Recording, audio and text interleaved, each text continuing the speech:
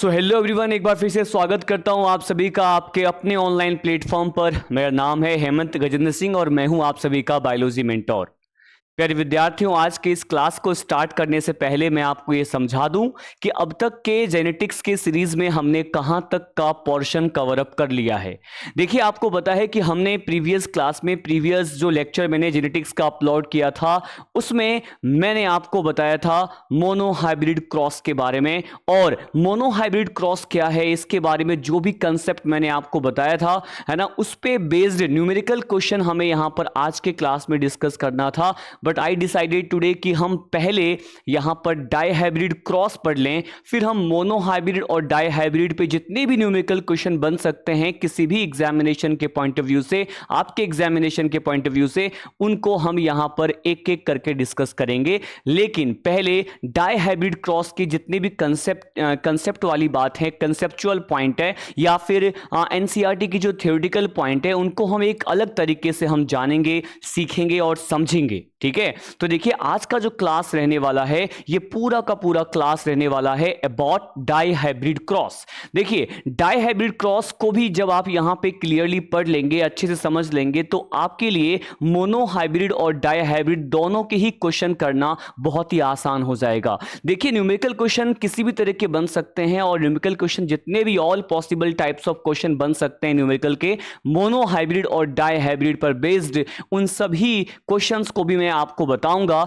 But वो हम अगले किसी लेक्चर में हम देखेंगे। फिलहाल ये लेक्चर पूरा का पूरा डाईहाइब्रिड क्रॉस के बारे में रहने वाला है। ठीक है, देखिए करते हैं आज के लेक्चर को स्टार्ट। देखिए, सबसे पहले आपको यह पता होना चाहिए कि अगर हम यहां पे डाईहाइब्रिड क्रॉस की बात करें तो देखिए एक ऐसा क्रॉस है, हम कैसे डिफाइन करें इसको, तो एक ऐसा क्रॉस है जिसमें पर्टिकुलर आप जब इनहेरिटेंस का स्टडी कर रहे होंगे तो इनहेरिटेंस के स्टडी के टाइम पर आप लेंगे यहां पर 2 characters at a particular time. तो किसी भी पर्टिकुलर टाइम में अगर 2 कैरेक्टर या फिर 4 कॉन्ट्रास्टिंग ट्रेट लेकर के, 2 कैरेक्टर्स और 4 कॉन्ट्रास्टिंग ट्रेट लेकर के उनके इनहेरिटेंस के स्टडी को अगर समझा जाए तो एक ऐसा क्रॉस जो है वो डाईहाइब्रिड क्रॉस कहलाता है। क्या मैंने इससे पहले आपको ये समझाया था कि मोनोहाइब्रिड क्रॉस में हमने केवल एक कैरेक्टर और 2 कॉन्ट्रास्टिंग ट्रेट को लेकर के उनके इनहेरिटेंस के पैटर्न को समझा था, राइट है। तो आज के लेक्चर में हम डाईहाइब्रिड क्रॉस को समझने वाले हैं, और जैसा कि मैंने अभी आपको बताया कि हम किस तरह से डिफाइन कर सकते हैं, तो देखिए पॉइंट यहां पर यह है बेटा कि एक ऐसा क्रॉस है, ये एक ऐसा क्रॉस है जिसको किया क्यों जाता है, क्या डिस्कस करने के लिए, क्या स्टडी करने के लिए किया जाता है। तो देखिए यहां पे पॉइंट आपको ध्यान रखना है, एक ऐसा क्रॉस, एक cross done to study the inheritance of 2 characters. यहां पे 2 कैरेक्टर्स के इनहेरिटेंस को आप स्टडी करेंगे, और इसके साथ साथ आप इसको और क्या कह सकते हैं, जब कैरेक्टर 2 है बेटा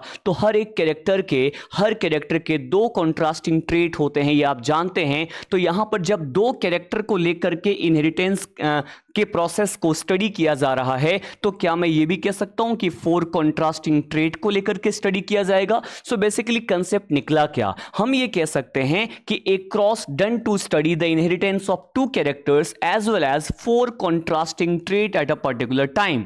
तो यहां पर डाईहाइब्रिड क्रॉस को समझेंगे, इस पर्टिकुलर लाइन को क्या मैं यहां पर एक गार्डन पी प्लांट के एग्जांपल लेकर के समझा दूं। ठीक है, देखिए एग्जांपल से हम यहां पर समझते हैं। देखिए एग्जांपल है क्या, एग्जांपल हम यहां पे गार्डन, जो यहां पर गार्डन पी प्लांट है, पाइसम सटाइवम प्लांट की अगर हम बात करें, अगर इसका एग्जांपल लेकर के मैं आपको इस के बारे में समझाऊं तो क्या कह सकते हैं। तो देखिए यहां पर जब 2 कैरेक्टर को एक साथ लेकर के उनके इनहेरिटेंस को स्टडी किया जाएगा, तो क्या मैं यहां पर 2 कैरेक्टर, देखिए कौन कौन सा लेने वाला हूं। देखिए यहां पर 2 कैरेक्टर की बात करनी है। सबसे पहले सपोज यहां पर मैंने यहां ले लिया कैरेक्टर नंबर 1, राइट है, मेंडल ने जो यहां पे लिया था। तो देखिए यहां पर कैरेक्टर नंबर 1 जो मेंडल ने लिया था, हम उसकी बात करें तो यहां पर हमने सपोज ले लिया यहां पर सीड शेप, है ना, शेप ऑफ सीड, या फिर सीड के हमने शेप को लिया है। और अगर हम सीड शेप के अलावा अगर यहाँ पे एक और कैरेक्टर की बात करें तो आप यहाँ पर बोलेंगे कि कैरेक्टर नंबर 2 कैरेक्टर लेने हैं हमें, करेक्ट है, 2 लेने हैं कैरेक्टर, और कैरेक्टर नंबर 2 जो यहां पे लिया है, यहां पर हमने सपोज हमने ले लिया यहां पर मेंडल के अकॉर्डिंगली यहां पे सीड कलर ले लिया बेटा, क्या ले लिया, सीड कलर ले लिया। तो हमने यहां पे दो तरह के कैरेक्टर की बात की है बेटा, एक तो हमने यहां पर सीड शेप की बात की है और एक हमने यहां पे सीड कलर की बात की है। तो दो कैरेक्टर को लेकर के यहां पर उनके इनहेरिटेंस के पैटर्न को हम यहां पे स्टडी करेंगे। एक और बात मैं आपको समझा दूं कि जो सीड शेप है बेटा, ये जो शीट शेप है इसमें यहां पर दो तरह के शेप आपको पता है कि भाई अगर इस कैरेक्टर की बात करें तो क्या इस कैरेक्टर के दो वेरिएबल फॉर्म या ट्रेट होते हैं। हमने इससे पहले भी डिस्कस किया हुआ है, प्रीवियस अपलोडेड वीडियो में मैंने आपको इस कंसेप्ट को समझाया था बेटा। देखिए कंसेप्ट है क्या बेटा, कंसेप्ट यहां पर यह है कि भाई आप ये कहेंगे कि एक जो यहां पे सीड शेप का वेरिएबल फॉर्म या ट्रेट होता है उसे तो आप क्या बोलेंगे, इसे बोलेंगे भाई एक तो होता है यहां पे राउंड, क्या होगा, राउंड, और एक क्या होगा, एक होगा यहां पर रिंकल्ड। बात सही है। अच्छा, एक तो यहां पे राउंड है और एक है यहां पे रिंकल्ड। क्या ये दोनों सीड के शेप को रिप्रेजेंट करते हैं। सीड शेप हो गया, शेप ऑफ सीड हमने यहां पे लिखा। अब हम यहां पे कलर ऑफ सीड के लिए भी दो वेरिएबल फॉर्म या ट्रेट को यहां पर समझने वाले हैं। देखिए अपन जानते हैं कि ये कलर जो होता है, एक तो लिया गया था बेटा येलो, मेंडल ने सीड कलर में यहां पे दो वेरिएबल फॉर्म कंसीडर किया था, एक येलो लिया गया था और आप जानते हैं एक लिया गया था यहां पर ग्रीन लिया गया था। बात सही है। अच्छा देखिए, तो अब मैं ये कह रहा हूं कि बेटा यहां पर अगर दोनों कैरेक्टर को लेकर के, मतलब सीड शेप और सीड कलर को लेकर के एक साथ इनके इनहेरिटेंस के पैटर्न को स्टडी किया जाए तो ऐसा क्रॉस है ना, ऐसा क्रॉस, इस क्रॉस को ही आप यहां पर क्या बोलेंगे, डाई हाइब्रिड क्रॉस कह देंगे बेटा। बात सही है। अच्छा चलो, इसमें हम एक और पॉइंट हम ऐड कर देते हैं, इसमें एक और पॉइंट मैं ऐड कर देता हूं। देखिए पॉइंट क्या है, क्या बेटा राउंड को अगर हम सिंबल की बात करें तो राउंड को कैसे रिप्रेजेंट करेंगे अपन, राउंड को यहां पे रिप्रेजेंट करेंगे अपन यहां पे कैपिटल आर से, राइट है, इसको हम कैपिटल आर से रिप्रेजेंट करेंगे। रिंकल्ड को आप यहां पे स्मॉल आर से रिप्रेजेंट करना, ठीक है ना। अच्छा देखिए, येलो को मैं कैपिटल वाई से रिप्रेजेंट करूंगा और ग्रीन को मैं स्मॉल वाई से रिप्रेजेंट करूंगा। बात सही है। अच्छा देखिए, कैपिटल आर से राउंड को रिप्रेजेंट करेंगे, स्मॉल आर से रिंकल्ड को, कैपिटल वाई से बताइए येलो कलर को और यहां पे स्मॉल वाई से ग्रीन कलर को रिप्रेजेंट करेंगे। अच्छा एक और बात मैं आपको बता दूं, एक और कंसेप्ट मैं आपको बताऊं कि देखिए क्या हम ये जानते हैं कि राउंड कलर जो है, शीड शेप जो कैरेक्टर लिया गया था, क्या उसका यहां पर डोमिनेंट ट्रेट है ना। यहां पे क्या मैं ये बोल दूं कि ये जो कैरेक्टर का फॉर्म है क्या यहां पर बेटा डोमिनेंट है, करेक्ट बात है। अच्छा अगर अब रिंकल की बात करें, ये डोमिनेंट नहीं है बेटा, ये तो क्या है, ये तो है यहां पर रेसेसिव। बात सही है। अच्छा अगर हम सीड कलर की बात करें तो बेटा ये जो येलो है क्या ये डोमिनेंट है, बिल्कुल सही बात है, हमने पहले भी पढ़ा हुआ है टेबल में, राइट, एनसीईआरटी में भी टेबल दिया गया है वो। अच्छा तो क्या मैं इसे भी यहां पर क्या बोल दूं, बताइए जरा, क्या यहां पर मैं डोमिनेंट कह सकता हूं। अच्छा चलिए ठीक है, ये बात सही है। अच्छा एक और पॉइंट, ये जो ग्रीन है ना, ग्रीन, इसे हमने स्मॉल वाई से रिप्रेजेंट किया और क्या बेटा ये यहां पर कौन सा फॉर्म माना जाएगा, क्या बेटा यहां पर ये रेसेसिव फॉर्म माना जाएगा, क्या मानेंगे, रेसेसिव फॉर्म मानेंगे। अच्छा अब मैं आपको एक बात क्लियर कर दूं, ये तो हमने भाई समझ लिया, ये तो मैंने आपको बता दिया कि यहां पर डाई हाइब्रिड क्रॉस क्या होता है और मैंने आपको यहां पर एग्जाम्पल लेकर के भी समझा दिया। भाई एग्जाम्पल हमने यहां पर किसका लिया है, गार्डन पी प्लांट के जो दो कैरेक्टर अपने एक्सपेरिमेंट के टाइम पर मेंडल ने लिया था उसे हमने यहां पर डिस्कस किया एज एग्जाम्पल। इसी कैरेक्टर को लेकर के मैं यहां पर पूरा का पूरा डाई हाइब्रिड क्रॉस समझाने वाला हूं।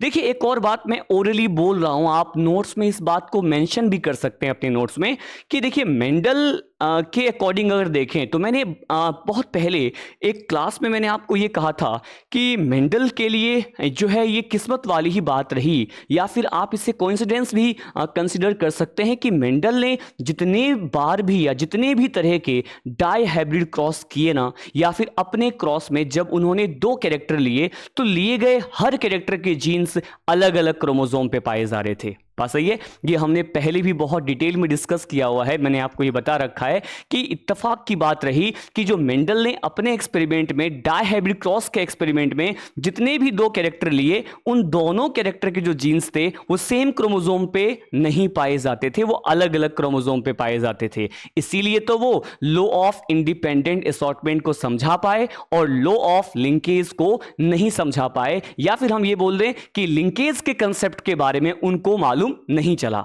राइट है। अच्छा, इस बात को हम आगे और डिटेल में हम जानेंगे। फिलहाल ये कंसेप्ट हमने पहले भी डिस्कस किया हुआ है। और एक और बात मैं आपको आगे बढ़ने से पहले रिकॉल करवा दूं कि देखिए, मोनो हाइब्रिड क्रॉस के बेसिस पे आपने ये समझा हुआ है कि मेंडल ने 3 पोस्टुलेट बताए हैं।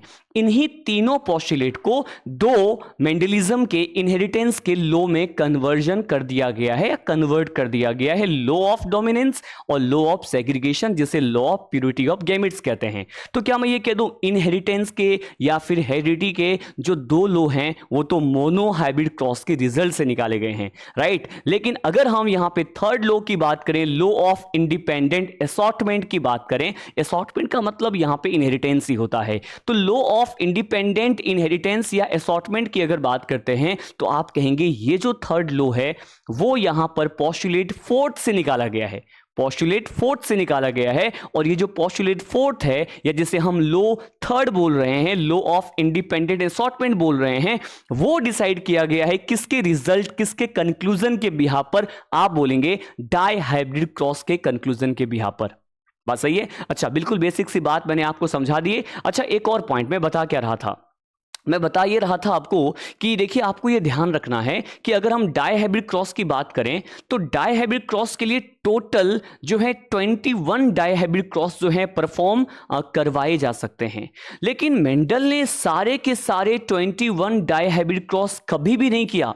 मेंडल ने कभी भी टोटल 21 डाई हाइब्रिड क्रॉस को परफॉर्म नहीं किया। आप ये ध्यान रखिएगा कि मेंडल ने हमेशा केवल अपने क्रॉस में वही कैरेक्टर लिया जिसके जो जीन हैं वो अलग अलग क्रोमोसोम पर पाए जाते हैं। तो क्या अगर ऐसा स्टेटमेंट अगर आपके एग्जाम में क्वेश्चन आ जाए, क्या मेंडल ने अपने एक्सपेरिमेंट में सारे तरह के all possible type of dihybrid cross को परफॉर्म किया? बिल्कुल भी नहीं। उन्होंने अपने डाई हाइब्रिड क्रॉस में ऐसे कैरेक्टर ही लिए जिनकी जो जीन्स हैं वो अलग अलग क्रोमोसोम पर पाए जाते थे। तो मेंडल ने कभी भी 21 complete dihybrid cross perform नहीं किया अपने एक्सपेरिमेंट में, यह बात भी आपको ध्यान रखना है। अब बात यह आती है कि जब मोनो हाइब्रिड क्रॉस करके देख ही लिया था मेंडल ने, तो डाई हाइब्रिड क्रॉस आखिर परफॉर्म किया ही क्यों? तो आप इसका आंसर कैसे देंगे? आप इसका आंसर ऐसे देंगे कि भाई उनको यह जानना था कि अगर यहां पे एक कैरेक्टर को लेके देखा जाए तो उसका इनहेरिटेंस कैसे होता है, वो तो मोनो हाइब्रिड से मालूम चल गया। पर मेंडल ने सोचा कि अगर मान लीजिए दो कैरेक्टर लिया जाए और दो कैरेक्टर जब इनहेरिटेंस को शो करें तो क्या वो आपस में इंटरेक्ट होते हैं या फिर एक दूसरे से इंटरेक्शन को शो करते हैं? क्या उनका इनहेरिटेंस एक दूसरे पे डिपेंड करता है या डिपेंड नहीं करता है? वो दोनों कैरेक्टर इनहेरिटेंस के टाइम पर इंटरेक्शन को शो करते हैं या इंटरेक्शन को शो नहीं करते हैं?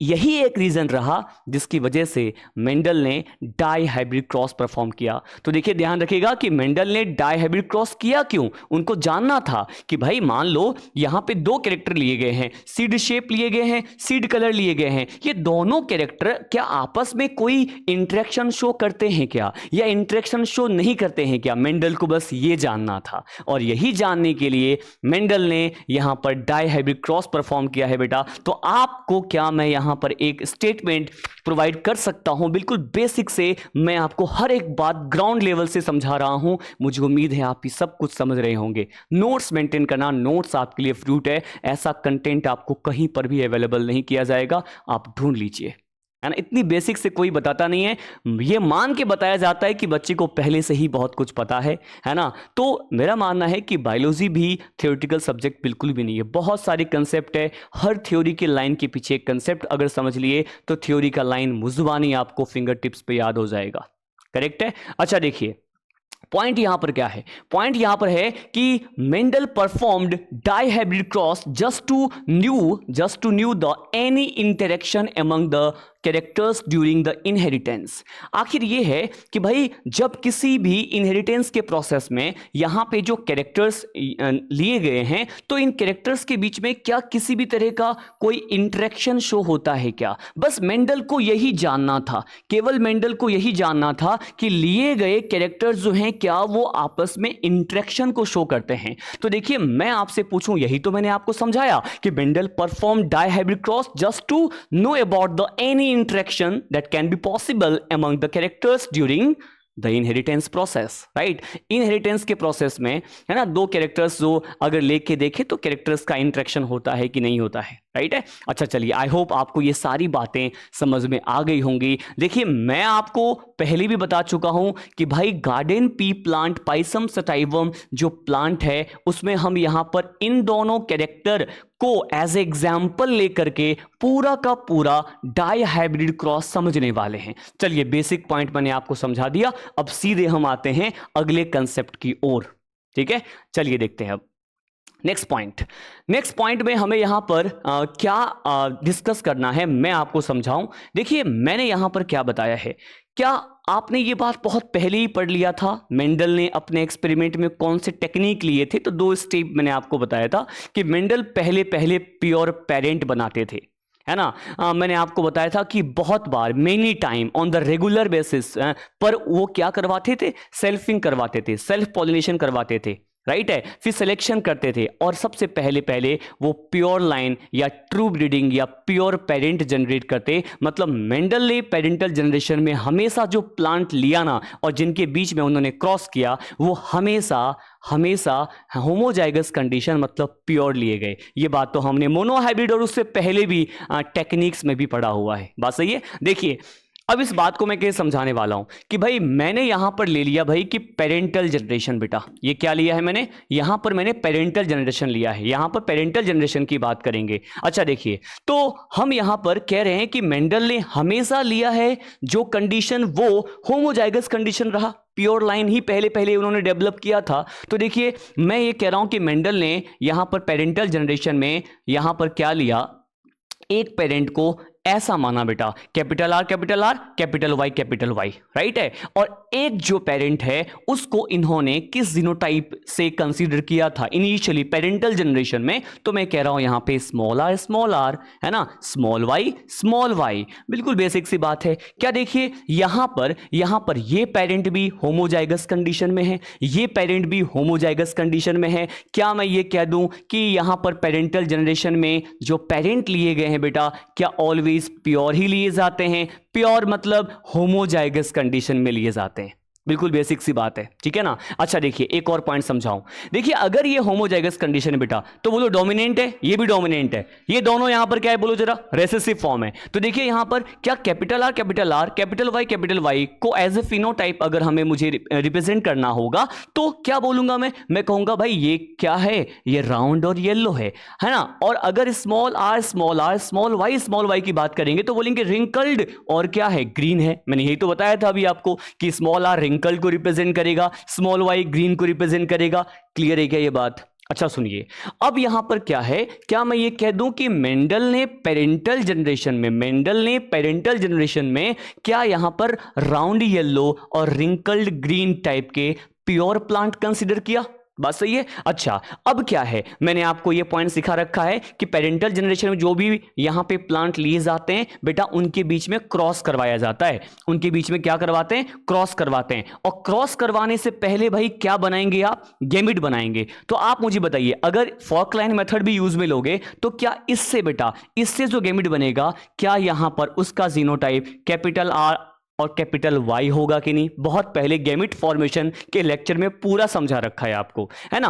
क्या इस तरह के जीनोटाइप रखने वाले जो रिंकल्ड ग्रीन प्लांट है ना, क्या ये यहां पर गैमेट जब बनाएंगे तो इनके गैमेट का जीनोटाइप क्या होगा, क्या स्मॉल आर स्मॉल वाई होगा? अच्छा चलो भाई गैमेट बना दिया, इसके बीच में होगा फर्टिलाइजेशन, करवाया जाएगा बेटा यहां पर क्रॉस। क्या मैंने ये समझा रखा है कि पेरेंटल जनरेशन में लिए जाने वाले प्लांट के बीच में हमेशा क्रॉस करवा करके बेटा क्रॉसिंग करके ही है ना, क्रॉस पॉलिनेशन से क्या ऑब्टेन करना होता है, F1 जनरेशन। लेकिन इसके बाद की जितनी भी जनरेशन है F2 generation, F3 generation, F4 generation को सेल्फिंग या सेल्फ पॉलिनेशन के बाद ऑब्टेन किया गया था। बात सही है। अच्छा देखिए यहां पर अगर हम यहां पर F1 जनरेशन की बात करें तो देखिए क्या मैं क्रॉस करवाऊंगा तो यहां पर F1 जनरेशन में बेटा है ना, F1 जनरेशन में किस तरह के यहां पर प्लांट मेंडल को दिखाई दिए थे, तो जरा हम ये देखते हैं बेटा। देखिए क्या यहां पर मेंडल को जो प्लांट मिला होगा यहां पर है ना F1 जनरेशन में,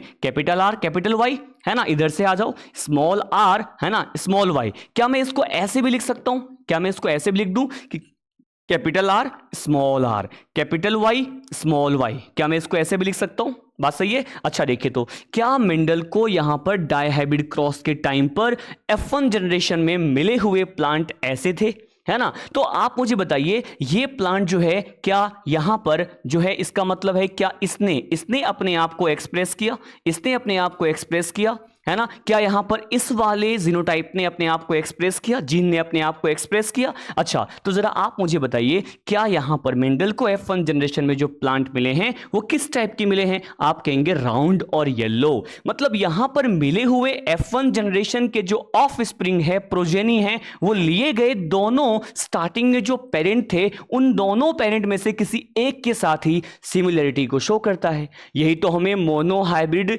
में भी देखने को मिला था, राउंड येलो। यहां पर भी सारे F1 की प्रोजेनी जो हैं राउंड येलो ही मिले। अच्छा आने वाली जितनी भी जनरेशन है F2, F3 और F4 को आप किससे ऑब्टेन करेंगे? आप सेल्फिंग से ऑब्टेन करेंगे। तो सेल्फिंग करवाएंगे तो क्या मिलेगा बताओ जरा, सेल्फिंग करवाएंगे तो क्या F2 जनरेशन मिलेगा? अच्छा सेल्फिंग में क्या यहां पर दो सेम के बीच में मल्टीप्लीकेशन किया जाएगा? इसका मतलब है बेटा मैं यहां लूंगा capital R small R capital Y small Y, है ना? अच्छा सेल्फिंग मतलब सेम के साथ यहां पर capital R small R capital Y small Y. बात सही है क्या? अच्छा इनके बीच में सेल्फिंग करवाएंगे और दो F1 के बीच में बेटा क्या ये भी यहां पर F1 है? क्या बेटा ये भी यहां पर F1 है? दोनों F1 के बीच में क्या करवा दिया बोलो जरा, सेल्फिंग करवा दिया। सेल्फिंग से क्या मिल गया भाई? F2 जनरेशन मिल गया। बात सही है।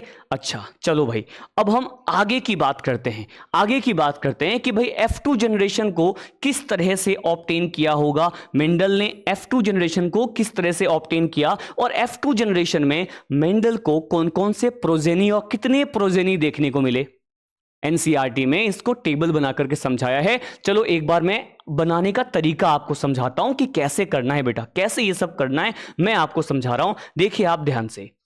अच्छा बताइए क्या यहां पर राउंड येलो कंडीशन में मिले हुए ये F1 जनरेशन है, दो F1 जनरेशन के बीच में बेटा यहां पर क्या करवाया जा रहा है? क्या यहां पर सेल्फ पॉलिनेशन या सेल्फिंग करवाया जा रहा है? तो यहां पर ये भी क्या है, क्या ये भी यहां पर F1 जनरेशन है? दोनों F1 जनरेशन के बीच में सेल्फिंग करवाया जा रहा है। अच्छा तो पहले सेल्फिंग आप करवाएंगे तब जब आप इन दोनों जीनोटाइप रखने वाले पेरेंट से, है ना भाई, इन दोनों जीनोटाइप रखने वाले प्लांट से आप गैमेट बनाना सीखेंगे। अच्छा गैमेट कैसे बनाते हैं अगर एक बार ये याद हो गया तो यहां पर आगे का पूरा प्रोसेस समझना आपके लिए बहुत आसान हो जाएगा। गैमेट बनाने में कोई गलती नहीं करनी है आपको। अच्छा देखिए गैमेट कैसे बनाना है, मैंने फॉर्क लाइन सिखाया हुआ है। देखो जो गैमेट इससे मिलेंगे सिमिलर गैमेट ये भी देगा, राइट है। अच्छा गैमेट कितने बनेंगे? क्या n की वैल्यू हेटेरोजाइगस पेयर की वैल्यू यहां पर 2 है तो 2 की पावर n लगाएंगे बेटा, 2 की पावर 2। इसका मतलब यहां पर बनने वाले जो गैमेट होंगे इस तरह के जीनोटाइप रखने वाले प्लांट से क्या वो 4 गैमेट बनेंगे।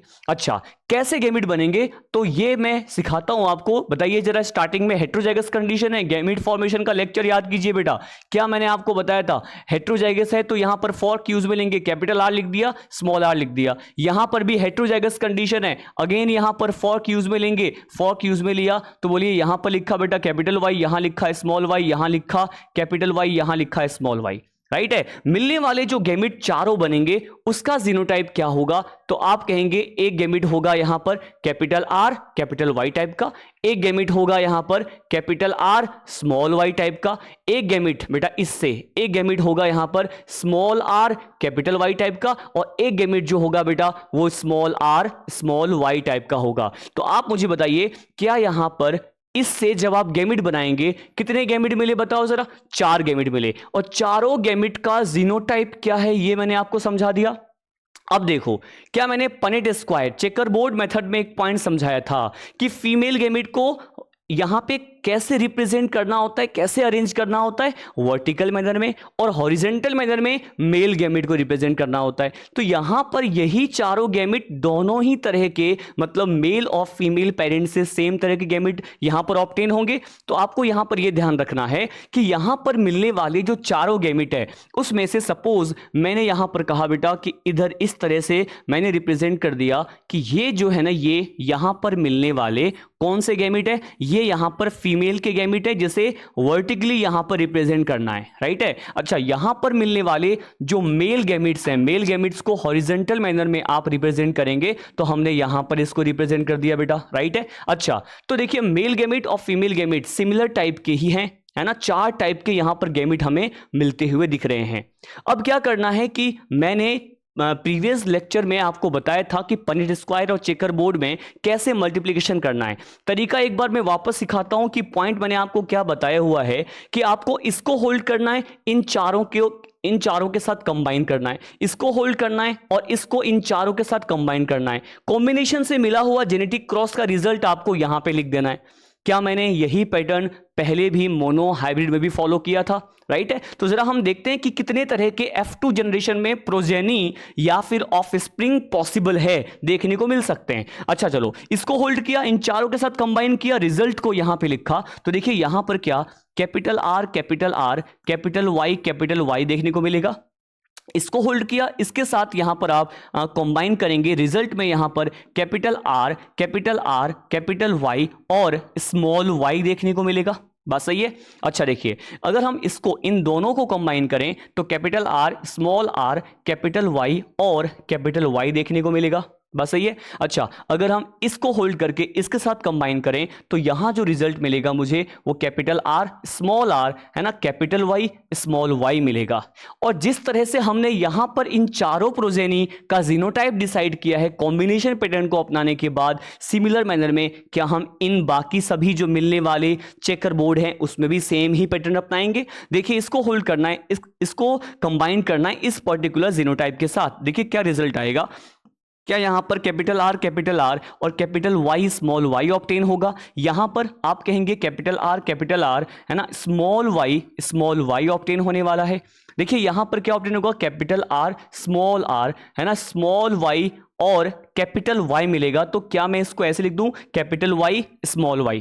बात सही है। अच्छा देखिए, यहां पर कैपिटल R स्मॉल r और स्मॉल y तरह के प्रोजेनी मिलेंगे, राइट है। सिमिलर मैनर में यहां पर भी हमें पैटर्न अपनाना है। क्या मैं इसको ऐसे लिख सकता हूं, capital R small r capital Y लिख सकता हूं। यहां देखिए, क्या मैं यहां पर भी कैपिटल R स्मॉल r है ना, कैपिटल Y और स्मॉल y लिख सकता हूं।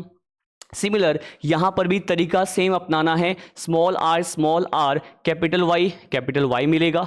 यहां पर इसके साथ अगर हम यहां पे सेल्फिंग करवाते हैं तो आप कहेंगे small r capital Y small y देखने को मिलेगा, करेक्ट है। अच्छा, लास्ट कॉलम बचा हुआ है, हम यहां पर इस तरह से करेंगे कि capital R small r capital Y small y मिलेगा, राइट है। अच्छा, capital R small r capital Y नहीं है, यहां पे दोनों में ही स्मॉल है, इसका मतलब है दोनों में ही स्मॉल लिखना होगा हमें।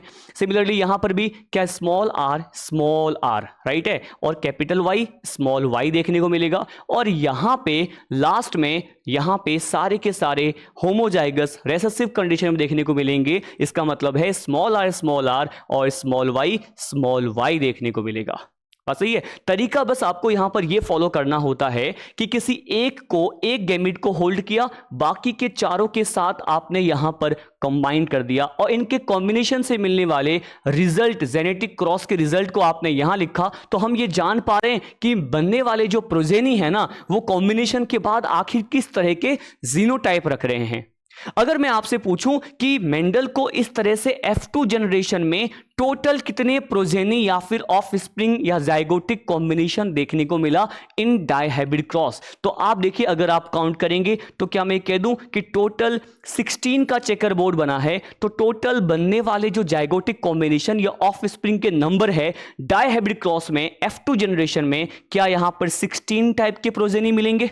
बस सही है। अच्छा, कैसे फाइंड किया, बस आपको एक तरीका पता होना चाहिए, तो बहुत ही आसान सी बात है, ठीक है। अच्छा चलो, इसको हमने यहां पर समझा। अब हमें क्या करना है बेटा, अब हमने यहां पर F2 जनरेशन में जितने भी पॉसिबिलिटी यहां पर फाइंड किया है, इसके बिहाफ पर F2 जनरेशन का कुछ कंक्लूजन फाइंड करेंगे। मैंने क्या कहा, F2 जनरेशन का कंक्लूजन फाइंड करेंगे जेनेटिक क्रॉस से मिलने वाले प्रोजेनी के जीनोटाइप का रिजल्ट फाइंड करने के बाद। तो देखिए हमने F2 जनरेशन में जितने भी प्रोजेनी मिले हैं सबको हमने फाइंड कर लिया। अब देखिए, अब यहां पर मैं आपको क्या समझाने वाला हूं, बहुत ही ज्यादा इंपॉर्टेंट पॉइंट है।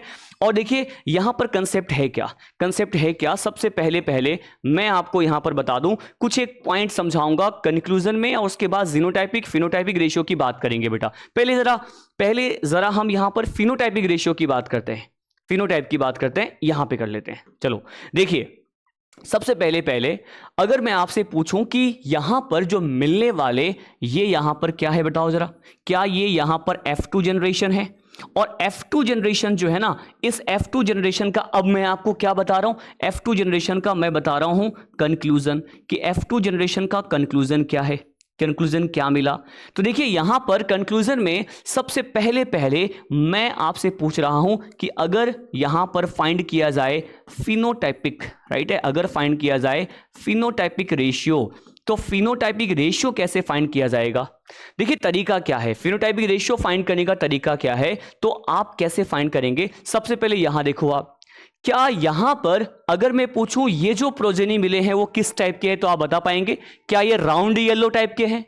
ये जो प्रोजेनी यहां पर मिले हैं, यहां पे कैपिटल आर है ना, और स्मॉल वाई टाइप के हैं, है ना, तो क्या ये राउंड और ग्रीन हो गए? अच्छा यहां पर बताओ जरा, स्मॉल आर है ना, और कैपिटल वाई टाइप के हैं, तो क्या मैं यहां पर ये कह दूं कि भाई ये यहां पर रिंकल्ड येलो हो गए, राइट है? और यहां पर लास्ट में इस तरह से सारे के सारे कॉम्बिनेशन जो मिले हैं, क्या यहां पर ये बता रहे हैं कि रिंकल्ड और ग्रीन है, राइट है? तो मैं क्या बोल रहा हूं, रिंकल्ड ग्रीन, तो यहां पर ये हो गया। तो 4 तरह के फिनोटाइप मिलते हुए दिख रहे हैं, कौन कौन से, देखो जरा, क्या मैं इसको बोल सकता हूं राउंड और येलो है, राइट है? क्या मैं इसको कह सकता हूं कि ये राउंड और क्या है, रिंकल्ड है? क्या मैं इसको ये कह दूं कि ये रिंकल्ड येलो है, राइट है? और ये क्या है, रिंकल्ड और ग्रीन? क्या ये 4 टाइप के फिनोटाइप ही मिलते हुए दिख रहे हैं?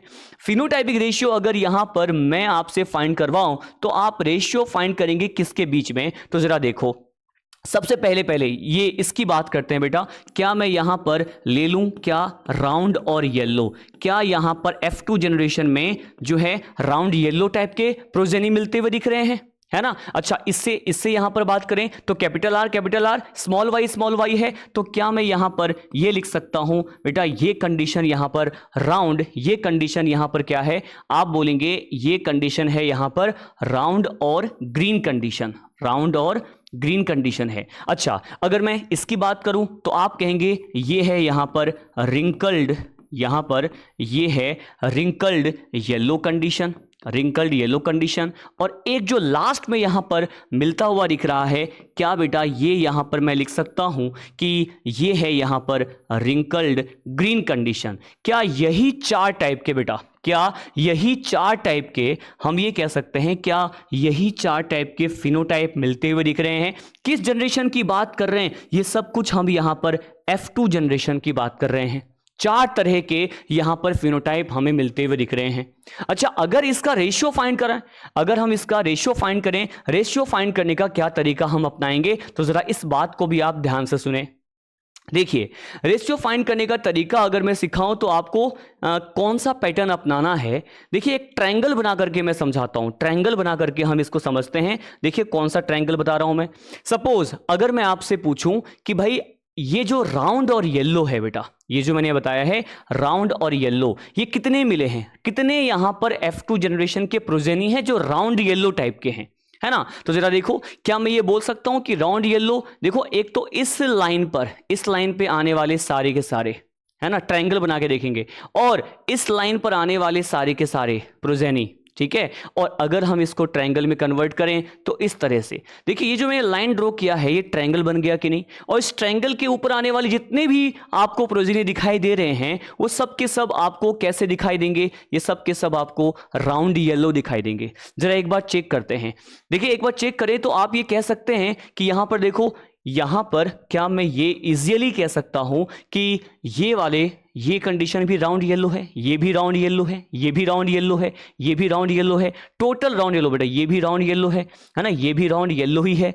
मतलब टोटल राउंड येलो जो मुझे मिलते हुए दिख रहे हैं, क्या वो 9 हो गए क्या? देखिए 1 2 3 4 5 6 7 8 एंड 9, टोटल राउंड येलो यहां पर 9 मिलते हुए दिख रहे हैं। तो क्या मैं यहां पर 9 लिख दूं? तो राउंड येलो का जो निकला रिजल्ट बेटा ये 9 है।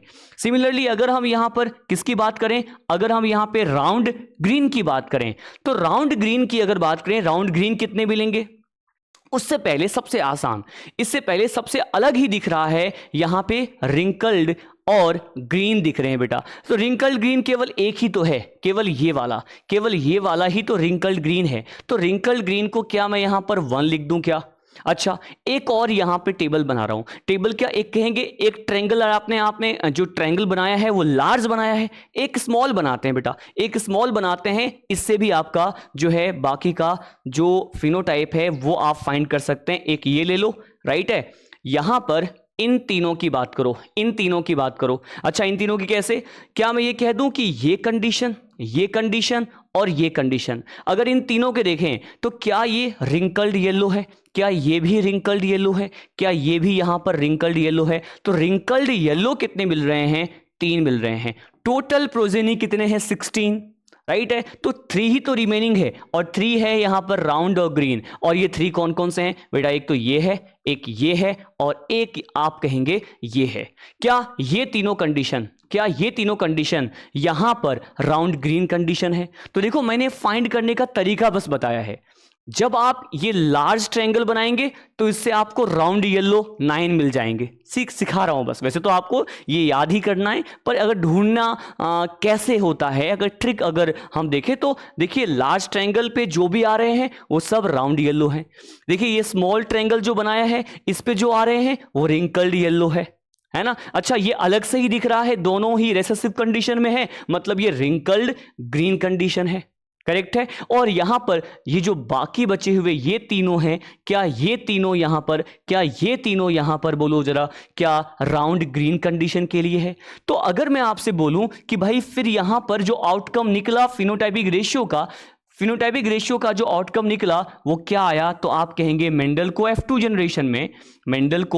जनरेशन में जो रेशियो मिला बेटा, जो रेशियो मिला वो किस टाइप का था? 9:3:1 बोलेंगे। 9:3:1 मिला है बेटा, इसको सही कर लेंगे अपन, ठीक है। बहुत ही आसान सा कंसेप्ट था, हमने यहां पे डिस्कस कर लिया। देखिए मैं आपको क्या सिखा रहा हूं, क्या मैंने आपको यहां सिखाया कि भाई F2 जनरेशन के कंक्लूजन फिनोटाइपिक रेशियो, बस आपको जब भी यहां पर अदर लेक्चर अगर आप देखेंगे तो बस वहां पर क्या किया जाता है, बस रटवा दिया जाता है कि भाई 9:3:1 होता है, याद कर लो। ढूंढने का तरीका भी आपको पता होना चाहिए कि कैसे ढूंढना होता है, राइट है। वैसे तो फैक्चुअल डाटा तो एग्जाम में यही काम आने वाला है, ये याद ही करना है, पर अगर ढूंढने का पैटर्न समझना हो तो ऐसा तरीका आपको यहां पे ध्यान रखना है।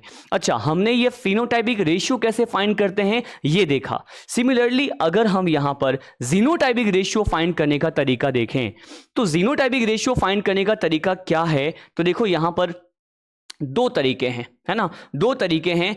एक तो जो मैं आपको समझाऊंगा, है ना, वो देखेंगे, उसके बाद एनसीईआरटी में दिए गए, है ना, जीनोटाइपिक रेशियो की बात करेंगे, है ना, एनसीईआरटी में दिए गए जीनोटाइपिक रेशियो की बात करेंगे। तो क्या मैं इसको ऐसे कर लेता हूं बेटा कि सिमिलरली हम यहां पर इसको कॉपी कर लेते हैं। देखिए एक तरीका मैं आपको इस तरह से बताने वाला हूं, इसको पूरा इरेज करके हम यहां पर कंप्लीटली जो है पहले मेरे वाले पॉइंट्स के अकॉर्डिंग देखेंगे, उसके बाद एनसीईआरटी में दिए गए पॉइंट की बात करेंगे बेटा, ठीक है।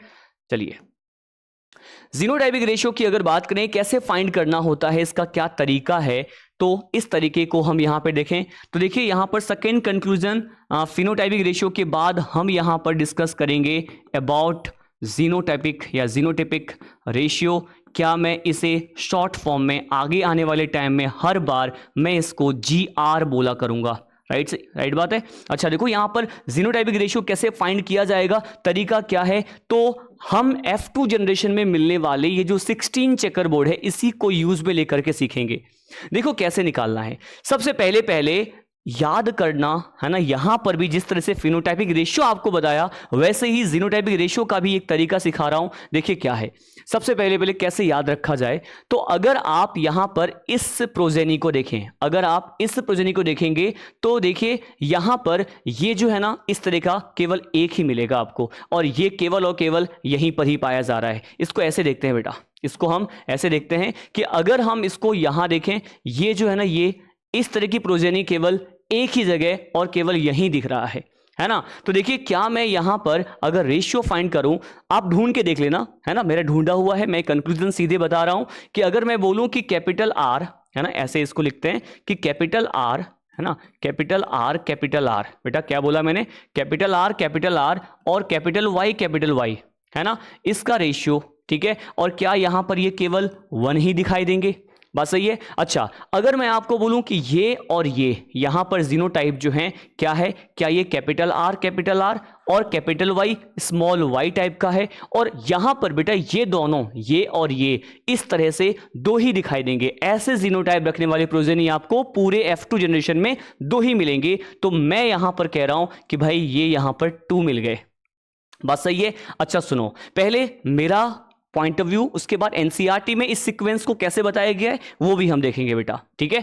अच्छा, उसके बाद हम इसकी बात करते हैं, देखो ये जो बीच में दिया है यहां पर क्या है बेटा, ये विजिबल ना हो तो मैं आपको बताऊं, कैपिटल आर और स्मॉल वाई, और बेटा ये जो है ना ये यहां पर पूरे 16 के चेकर बोर्ड में 1 टाइम ही आपको दिखाई देगा, बात सही है। अच्छा चलो, हमने इसकी बात कर ली, अब इन दोनों को देखो, आप इन दोनों चेकर बोर्ड को देखो, यहां मिलने वाले जो प्रोजेनी हैं अगर उसको रिप्रेजेंट किया जाए तो capital R, small R, capital Y और कैपिटल वाई टाइप के हैं, और यहां पर ये आपको दिखाई देंगे यहां पर 2 टाइम, केवल यहां और यहां पूरे 16 के चेकर बोर्ड में इस तरह का जीनोटाइप केवल आपको 2 बार ही देखने को मिलेगा, ठीक है। अच्छा तो देखो यहां पर अब आते हैं इस कलर जो कि मैंने ब्लू कलर से रिप्रेजेंट किया है, तो देखिए बेटा यहां पर ये वाला कंडीशन, ये कंडीशन और ये कंडीशन, ये यहां पर इस तरह के जो प्रोजेनी हैं जिसका जीनोटाइप है capital R, capital Y, small Y, ये आपको यहां पर 4 दिखाई देंगे। अच्छा, आगे मैं इसको कंटिन्यू करूं इससे पहले एक छोटा सा नोट पॉइंट बता देता हूं, इससे आपका काम जो है जीनोटाइपिक रेशियो पे अगर कोई भी क्वेश्चन पूछते हैं तो वो बहुत ही आसान हो जाएगा। सीधे मैं आपको यहां पर कंक्लूजन के 3 पॉइंट बताता हूं और बहुत ही इजी हो जाएगा आपके लिए। देखिए यहां पर ये जो पेयर्स हैं, इन पेयर्स के बिहाफ पर कह रहा हूं कि अगर मान लो, फर्स्ट पॉइंट है बेटा कि इफ बोथ पेयर्स, राइट है, इफ बोथ पेयर्स, अगर बेटा ये दोनों जो पेयर्स हैं वो किस कंडीशन में हो, अगर दोनों ही पेयर्स जो है बेटा, दोनों पेयर मतलब ये आर वाला और वाई वाला, ठीक है, अगर दोनों पेयर्स यहां पर होमोजाइगस कंडीशन में हो, तो बेटा अगर दोनों पेयर होमोजाइगस हो कहीं पर भी अगर ढूंढे, है ना, तो आपको ये केवल 1 टाइम दिखाई देगा, है ना, ये आपको केवल 1 टाइम दिखाई देगा। अगर बेटा यहां पर दोनों पेयर, राइट है, अगर ये दोनों पेयर, मैं कैसे बोल रहा हूं ये भी समझाऊंगा, पहले पॉइंट लिख लें, अगर ये दोनों पेयर होमोजाइगस नहीं है, अगर ये दोनों पेयर हेटेरोजाइगस है, अगर ये दोनों पेयर हेटेरोजाइगस कंडीशन में है तो आपको ये यहां पर 4 टाइम दिखाई देगा, 4 टाइम दिखाई देगा। इसको हम प्रूव भी करेंगे बेटा, ठीक है। और एक लास्ट पॉइंट देखो, मैंने कहा अगर दोनों पेयर्स जो हैं, बोथ पेयर्स होमोजाइगस कंडीशन में हो तो इस तरह के जीनोटाइप रखने वाले प्रोजेनी केवल 1 टाइम देखने को मिलेंगे आपको, और अगर दोनों पेयर हेटेरोजाइगस है तो ये 4 टाइम देखने को मिलेगी। और एक और पॉइंट बेटा, अगर दोनों पेयर, इफ बोथ पेयर्स, अगर बेटा दोनों पेयर्स आपको यहां पर होमोजाइगस नहीं, दोनों पेयर में से एक तो आपको कैसा मिले, एक तो मिले बेटा होमोजाइगस कंडीशन, और एक जो दूसरा है वो आपको यहां पर दिखाई दे किस तरह से, हेटेरोजाइगस कंडीशन में दिखाई दे, एक तो होमोजाइगस कंडीशन और एक हेटेरोजाइगस कंडीशन में दिखाई दे, तो इस तरह के जो टाइप्स ऑफ प्रोजेनी हैं आपको पूरे 16 के चेकर बोर्ड में हर जगह जहां जहां इस तरह के हैं वो यहां पर आपको 2 टाइम दिखाई देंगे। जरा देखो इसको हम कैसे प्रूफ करते हैं बेटा, देखो प्रूफ करना कैसे मैं बता रहा हूं, यहां पर आप इस बात को ध्यान से देखें। देखिए अगर यहां पर इसको और इसको देखें तो क्या कैपिटल आर, कैपिटल वाई क्या दोनों पेयर होमोजाइगस कंडीशन में है? और मैंने कहा कि दोनों पेयर अगर होमोजाइगस कंडीशन में होता है तो केवल ये वन टाइम ही देखने को मिलेगा। जैसे देखो यहां पे क्या ये और ये दोनों होमोजाइगस है तो ये वन टाइम ही देखने को मिलेगा बेटा। अच्छा देखो जरा, क्या ये और ये भी होमोजाइगस है?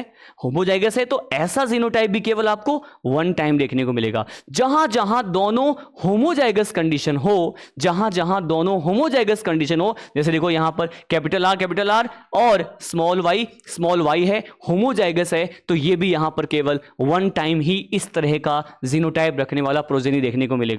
लेकिन मैंने कहा कि अगर मान लो दोनों पेयर्स जो हैं उनमें एक तो होमोजाइगस हो और एक हेटेरोजाइगस हो, तो ऐसा आपको देखने को मिलेगा टू टाइम। जैसे देखो मैंने ये बताया है, क्या मैंने यही तो लास्ट बताया था कि capital R capital Y small Y. बेटा ये देखो आप, क्या ये चारों हेटेरोजाइगस कंडीशन में है? दोनों पेयर में दोनों कैरेक्टर के जो मैंने यहां पर बताए हैं जीनोटाइप, बताओ जरा क्या ये हेटेरोजाइगस कंडीशन में है? और हेटेरोजाइगस होता है तो कितनी बार, है ना, कितनी बार? अच्छा पहले इसके लिए नहीं, पहले इसके लिए बता दिया। तो अगर दोनों के पेयर जो हैं हेटेरोजाइगस हो तो ये 4 टाइम मिलता है। जैसे देखो यहां पर दोनों पेयर अगर हेटेरोजाइगस हैं तो यहां पर ये 4 टाइम मिलता है। अच्छा अब हम इसको डिस्कस करते हैं। देखो पहले वाले के लिए होमोजाइगस, दूसरे वाले के लिए हेटेरोजाइगस और ये 2 टाइम। अच्छा देखो जरा, ये 2 टाइम मिला है, मतलब capital R capital Y small Y. अच्छा देखो जरा, क्या capital R capital Y small Y एक के लिए होमो है, दूसरे के लिए क्या है बोलो जरा, हेट्रो है।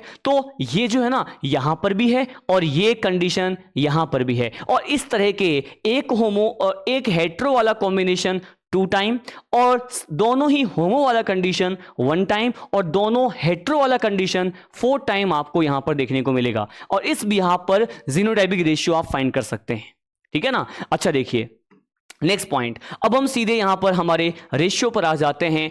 अब देखो यहां पर एक और तरीका बेटा, अब जो रिमेनिंग कॉम्बिनेशन जो भी बताऊंगा ना, हमने 4 को ले लिया स्टैंडर्ड, और इस 4 के इधर आने वाले जितने भी हैं वो सेम यहां पर इसी पैटर्न में इधर भी आ जाएंगे। कैसे देखो जरा, इन 4 के इस तरफ यहां पर जिस तरह का आपको कॉम्बिनेशन मिला है, सीक्वेंस मिला है, वही यहां पर भी मिलेगा। अच्छा कैसे, चलो यहां पर भी इसको डिस्कस करते हैं। देखो यहां पर इन चारों की बात कर चुके हैं, अब हम इस पर्टिकुलर जीनोटाइप की बात करेंगे। तो क्या ये यहां पर है ना, इससे पहले हम यहां पर इन दोनों की बात कर लेते हैं। क्या ये दोनों कौन कौन से हैं? क्या ये कैपिटल आर है ना, स्मॉल आर स्मॉल वाई है। अच्छा एक यहां पर देखें, एक तो हेट्रो है एक होमो है, तो क्या ये 2 टाइम आएगा? अच्छा अब हम इसकी बात करते हैं बेटा, अब हम इसकी बात करते हैं, क्या यहां पर ये स्मॉल आर और कैपिटल वाई है, दोनों ही कंडीशन में होमोजाइगस कंडीशन है। इसका मतलब क्या मैं इसको 1 से रिप्रेजेंट करूंगा। अच्छा अगर हम इन दोनों की बात करें तो ये यहां पर एक तो होमो है, राइट है, एक तो होमो है और एक हेट्रो है, क्या ये भी 2 टाइम देखने को मिलेगा? तो ये जो है ये यहां पर स्मॉल आर और capital Y small Y condition है, ये हमें 2 टाइम देखने को मिलेगा। और लास्ट में यहां पर क्या हो गया, लास्ट में हो गया यहां पर हम कहेंगे कि स्मॉल आर और स्मॉल वाई, क्या ये दोनों ही यहां पे होमोजाइगस कंडीशन को करता है रिप्रेजेंट, बोलेंगे 1। तो देखिए आप ध्यान से समझना एक पैटर्न को, पॉइंट है क्या मेरा पॉइंट यहां पर यह है बताने का कि देखो 4 को आपने लिया स्टैंडर्ड, इधर जो रेशियो मिला है, क्या सिमिलर रेशियो यहां पर भी रिपीट हो रहा है? देखो जरा, क्या 2-1-2-1 और क्या 2-1-2-1 यहां पर भी हो रहा है ना। तो देखिए कैसे फाइंड किया, आपको बस यहां पर ये जो नोट पॉइंट मैंने बताया है कि होमो और हेट्रो कंडीशन में कितने टाइम ये पॉसिबिलिटी देखने को मिलेगी, है ना, तो ये बस ध्यान रखिएगा। तो क्या ये जीनोटाइपिक रेशियो हमने यहां पर फाइंड किया, पर ये सीक्वेंस हमारे एनसीईआरटी में नहीं दिया।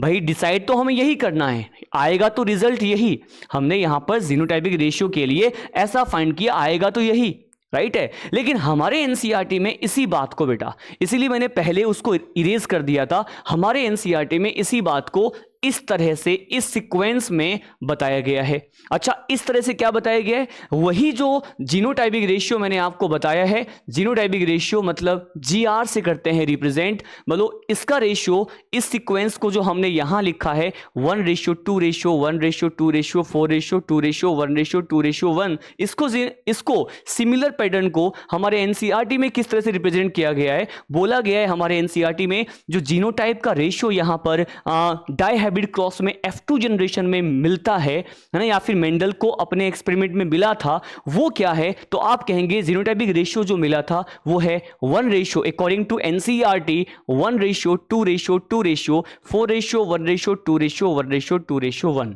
है ना। यहां पर ये जो है ये सीक्वेंस आपको NCERT ने दिया है और बनाने का तरीका मैंने ये सिखाया है बेटा। आई होप आपको ये पूरा पॉइंट समझ में आ गया होगा। देखिए कई सारे न्यूमेरिकल क्वेश्चन ऐसे हैं जिसमें ये जीनोटाइपिक कॉम्बिनेशन भी आपको पता होना चाहिए, केवल रेशियो में क्या आता है वो तो सब याद कर लेते हैं। जीनोटाइपिक कॉम्बिनेशन जो है ना, इस चेकर बोर्ड के बिहाफ पर 16 के चेकर बोर्ड के बिहाफ पर कौन कितनी बार आता है, तो ये तो एक तो ये नोट पॉइंट आपको ध्यान रखना है, और एक आपको ये जो जीनोटाइपिक कंडीशन है ना, ये भी आपको एज इट इज यहां पर ध्यान रखनी है, ठीक है। अच्छा, रेशियो तो बहुत ही आसान है याद करना, NCERT में दिया गया रेशियो भी आप ध्यान रखेंगे बेटा। इसको आप 122, 412, 121 ऐसे याद कर सकते हैं, या फिर 1 ratio 2 ratio 2 ratio 4 ratio 1 ratio 2 ratio 1 ratio 2 ratio 1, इस तरह से आप इसको याद कर सकते हैं, ठीक है। आई होप आपको यहां पर F2 जनरेशन में जो मैंने आपको फिनोटाइपिक रेशियो और जीनोटाइपिक रेशियो का कंसेप्ट और तरीका बताया है वो बिल्कुल परफेक्टली आपके ब्रेन में फिट हो गया होगा। चलिए इसको हम आगे डिस्कस करते हैं, नेक्स्ट पॉइंट को समझते हैं बेटा। नेक्स्ट पॉइंट क्या है? डायहाइब्रिड क्रॉस की ही बात कर रहे हैं, डायहाइब्रिड क्रॉस की ही बात कर रहे हैं हम यहां पर कुछ और मिलने वाले कंक्लूजन, डायहाइब्रिड क्रॉस के F2 जनरेशन, राइट है बेटा, F2 जनरेशन पर मिलने वाले या इसके बेस्ड मिलने वाले कुछ और कंक्लूजन के ही पॉइंट्स मैं आपको यहां पर समझाने वाला हूं 1 by 1। देखिए क्या पॉइंट है बेटा, यहां पर मैंने कुछ फॉर्मूला आपको पहले भी बताया था कि अगर आपसे है ना फिनोटाइप के टाइप्स पूछे जाएं, टाइप्स ऑफ फिनोटाइप, तो क्या उसका फॉर्मूला 2 की पावर n था, 2n था। अगर आपसे पूछा जाए जीनोटाइप, टाइप्स ऑफ जीनोटाइप, तो उसका फॉर्मूला मैंने 3n बता रखा है, 3 की पावर n।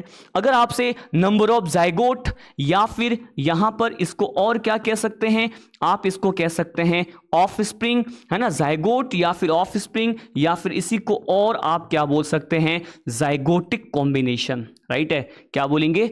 जाइगोटिक कॉम्बिनेशन, ठीक है। अच्छा, जाइगोटिक कॉम्बिनेशन या ऑफ स्प्रिंग या फिर जो जाइगोट है ना, इसके नंबर की अगर बात की जाए तो क्या इसका फॉर्मूला यहां पर मैंने 4n बता रखा है बेटा। यहां पर डायहाइब्रिड क्रॉस के लिए n की वैल्यू मैंने बताया था, यहां पर 2 लेना होता है, मोनोहाइब्रिड के लिए 1 लेना होता है, ट्राई हाइब्रिड के लिए 3 लेना होता है, डाई हाइब्रिड यहां पे पढ़ रहे हैं तो n की वैल्यू यहां पर 2 लेंगे आप, बस सही है। अच्छा चलो एक एक करके यहां पर पॉइंट हम डिस्कस करें। देखिए क्या है वेरी फर्स्ट बेटा, क्या यहां पर very first point phenotypic ratio जो है, क्या यहां पर हमने देखा 9 रेशियो 3 रेशियो 3 रेशियो 1 आया है।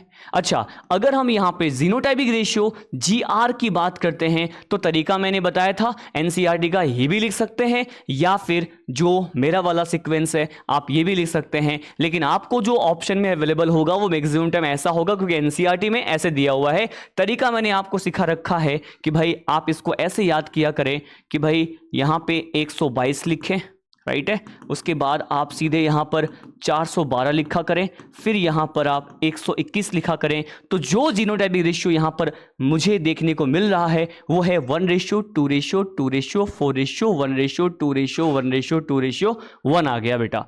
अच्छा, टाइप्स ऑफ फिनोटाइप अगर फाइंड करें तो क्या n की वैल्यू यहाँ पर 2 है, क्या n की वैल्यू यहां पर 2 है? अगर n की वैल्यू 2 है तो यहां पर कितने टाइप के फिनोटाइप मिलेंगे? तो आप कहेंगे यहां पर 4 टाइप के फिनोटाइप मिलेंगे, बात सही है। अच्छा, अब देखो यहां पर टाइप्स ऑफ जीनोटाइप अगर फाइंड करें तो n की वैल्यू यहां पर 2 रखना है, तो जीनोटाइप कितने टाइप के मिलेंगे? तो यहां पर 9 टाइप के मिलेंगे। टोटल जाइगोट या ऑफ स्प्रिंग प्रोजेनी आपको 16 का चेकरबोर्ड बना था, तो 16 प्रोजेनी हमने वैसे भी डिस्कस किया हुआ है। अगर हम यहां पर फॉर्मूला में वैल्यू पुट करते हैं तो भी यहां पर जाइगोटिक कॉम्बिनेशन या नंबर ऑफ स्प्रिंग या जाइगोट 16 ही देखने को मिलता है। क्या मैं इन तीनों पॉइंट को वापस समझाऊं? देखो फिनोटाइप मैंने कहा 4 टाइप के मिलते हैं, ये 4 टाइप के फिनोटाइप कौन से हैं? देखो जरा, क्या मैंने ये बताया था कि फिनोटाइप या तो राउंड येलो है, राउंड ग्रीन है, रिंकल्ड येलो है और रिंकल्ड ग्रीन है। फिनोटाइप 4 तरह के मिले हैं, फॉर्मूला से भी प्रूफ कर लिया हमने। अच्छा, जीनोटाइप की अगर बात करें तो देखो ये 9 टाइप के बने बेटा, ये जो मिले हैं वो 9 टाइप के बने हैं, और मैंने फॉर्मूला में भी बता दिया कि यहां पर कितने टाइप के जीनोटाइप मिले हैं, 9 टाइप के मिले हैं। अच्छा, कितने का चेकर बोर्ड बना? जितने का चेकर बोर्ड बना वही तो प्रोजेनी के नंबर को रिप्रेजेंट करेगा, जाइगोटिक कॉम्बिनेशन को करेगा रिप्रेजेंट। तो कितना है बताओ जरा? तो आंसर जा रहा है यहां पर भाई 16 है ना। तो देखिए यहां पर phenotypic ratio, genotypic ratio, types of phenotype, types of genotype और number of zygote offspring हमने यहां पर फाइंड कर लिया। आई होप यहां तक का जो पूरा पॉइंट है आपको पूरा का पूरा समझ में आ गया होगा। बस ये अच्छा, देखो अब नेक्स्ट पॉइंट की अगर बात करें, नेक्स्ट पॉइंट कौन सा है? नेक्स्ट पॉइंट यहां पर ये है, मैंने अभी आपको समझाया भी था कि डाई हाइब्रिड क्रॉस जो होता है बेटा, डाई हाइब्रिड क्रॉस के बिहाफ पर मेंडल ने जो पोस्टुलेट दिया है ना, मेंडल ने जो पोस्टुलेट दिया है वो पोस्टुलेट नंबर 4 है, जिसे क्या कहा जाता है? जैसे पोस्टुलेट 4 को लॉ ऑफ इंडिपेंडेंट असॉर्टमेंट, मतलब जो स्टार्टिंग में मोनो हाइब्रिड में मिले हुए जो 3 पोस्टुलेट थे उससे 2 इनहेरिटेंस के लॉ कन्वर्ट करके बनाए गए हैं। और सिमिलरली जो मेंडल है उसको डाई हाइब्रिड क्रॉस के कंक्लूजन में जो पोस्टुलेट नंबर यहां पर 4 मिला उसे हम यहां पर क्या बोलेंगे? ध्यान रखिएगा, पोस्टुलेट 4th ही हमारा जो इनहेरिटेंस का कौन सा लॉ है, ये यहां पर पोस्टुलेट 4th ही तो यहां पर 3rd लॉ है, जिसे आप बोलेंगे लॉ ऑफ इंडिपेंडेंट असॉर्टमेंट बोलेंगे। और बेटा यहां मैं आपको बता दूं कि असॉर्टमेंट का मतलब क्या होता है, मैं आपको समझा दूं कि असॉर्टमेंट का मतलब यहां पर होता है इनहेरिटेंस। असॉर्टमेंट का मतलब और कुछ नहीं, यहां पर क्या होगा तो आप इसे इनहेरिटेंस भी कह सकते हैं, है ना। अच्छा, एनसीईआरटी का दिया हुआ ये कंसेप्ट है कि भाई अब हमें यहां पर ये जानना होगा कि आखिर ये लॉ ऑफ इंडिपेंडेंट इनहेरिटेंस या इंडिपेंडेंट असॉर्टमेंट क्या होता है। पहले हम इसको थ्योरी के पॉइंट के अकॉर्डिंगली समझते हैं। देखिए इसमें क्या बताया गया है, इसमें बताया गया है कि ये जो लॉ है वो किस पे बेस्ड होता है, तो it is based on F2 generation of dihybrid cross. बिल्कुल सही है, डाई हाइब्रिड क्रॉस के F2 जनरेशन पे ही बेस्ड है, राइट है। अच्छा, नेक्स्ट पॉइंट देखिए, इसमें क्या बताया गया है, क्या समझाया गया है यहां पर इस पोस्टुलेट या फिर लॉ में। मैंने पोस्टुलेट और लॉ के बीच में क्या डिफरेंस होता है ये भी समझा दिया। जनरल स्टेटमेंट जो होता है, जो किसी भी साइंटिस्ट के थ्रू एक्सपेरिमेंट करके बताया जाता है, वो पोस्टुलेट, और एक्सपेरिमेंटली अगर प्रूफ कर दिया जाए तो वो लॉ कहलाता है, राइट है। अच्छा देखिए क्या पॉइंट है, when 2 or more characters inherited at the same time simultaneously, then inheritance of one character is independent from the other characters. या फिर आप इसको ये भी कह सकते हैं, ये भी बताया गया यहां पर कि जब ये इनहेरिटेंस होगा तो one character will inherit just like in the monohybrid pattern. अच्छा देखिए क्या समझाया गया है, समझाया गया है कि अगर मान लो 2 कैरेक्टर्स या फिर 2 से ज्यादा कैरेक्टर्स एक साथ 2 कैरेक्टर या 2 से ज्यादा कैरेक्टर एक साथ इनहेरिटेट करते हैं, इनहेरिटेंस को शो करते हैं, तो ये जो एक कैरेक्टर होगा है ना, उसका इनहेरिटेंस किसी दूसरे कैरेक्टर के इनहेरिटेंस से बिल्कुल ही क्या होगा, इंडिपेंडेंट होगा। दोनों में कोई भी आपस में रिलेशन नहीं होगा, दोनों कैरेक्टर का इनहेरिटेंस अलग अलग कहेंगे इंडिपेंडेंटली होगा या अलग अलग पाथवे से होगा। दोनों को एक दूसरे से कोई मतलब नहीं है, कोई रिलेशन नहीं है, दोनों का इंडिपेंडेंट तरीके से होगा। ये बात आपको यहां पर बताई गई है ना, लॉ ऑफ इंडिपेंडेंट असॉर्टमेंट या लॉ ऑफ इंडिपेंडेंट इनहेरिटेंस में ये भी बताया गया कि ये जो दोनों कैरेक्टर का इंडिपेंडेंटली हो रहा है इनहेरिटेंस, उनमें से एक कैरेक्टर या हर कैरेक्टर का है ना, उन दोनों में से हर कैरेक्टर का जो इनहेरिटेंस होता है वो बिल्कुल किस तरह से ही होता है, वो मोनो हाइब्रिड क्रॉस के पैटर्न पर ही होता है ना। तो देखिए इस बात को हम यहां पर समझते हैं, ये तो हमने स्टेटमेंट पढ़ा है, इस बात को समझने के लिए यहां पर इस कंसेप्ट को मैं समझाऊंगा। देखिए भाई मेंडल ने जो भी पॉइंट यहां पर समझाया है, बताया है, उसको हम इस तरह से यहां पर समझने वाले हैं। देखिए क्या है लॉ ऑफ इंडिपेंडेंट असॉर्टमेंट, इसका मतलब है ये बेस्ड है F2 generation of dihybrid cross, और हम ये जानते हैं कि जब क्रॉस डाई हाइब्रिड होता है तो क्या इसमें कैरेक्टर कितने लिए गए थे बताओ जरा। कैरेक्टर लिए जाते हैं यहां पर 2, राइट है। कैरेक्टर 1 लिख दिया यहां पर, और यहां लिख दिया मैंने कैरेक्टर 2, राइट है। अच्छा, दोनों कैरेक्टर जो हम यहां पे समझने के लिए यूज में लिए हैं, क्या बेटा, एक तो लिया था हमने, एक लिया है यहां पे हमने सीड शेप ऑफ सीड लिया है। और सीड शेप की अगर बात करें तो इस कैरेक्टर के दो वेरिएबल फॉर्म, एक तो राउंड होता है आर से करते हैं रिप्रेजेंट, एक रिंकल्ड होता है स्मॉल आर से करते हैं रिप्रेजेंट, पढ़ा हुआ ये।